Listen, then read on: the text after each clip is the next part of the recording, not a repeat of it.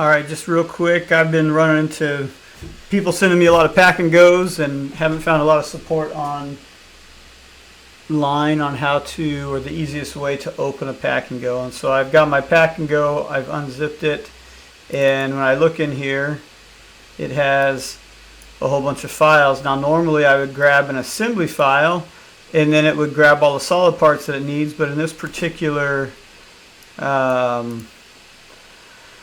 pack and go, there are quite a few assembly files, right? Something like 15 of them. So 15, 16, 17, 18 of them. So it's like, man, which one of these do I open? And so the easiest way I found to open a pack and go file is to open Solidsworks, go to open, navigate to your file directory,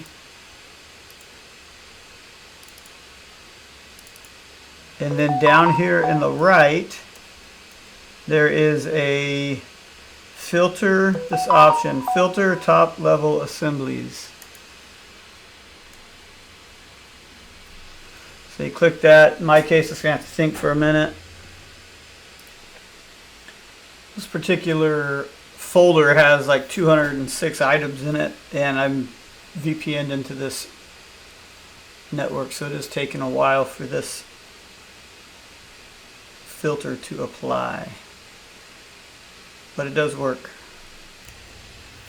Alright, so it's gone through those 200 files, and it has located this solid assembly file. So now I could just select one file and hit open, and now I know that I've selected the right file to get the entire assembly opened out of this pack and go.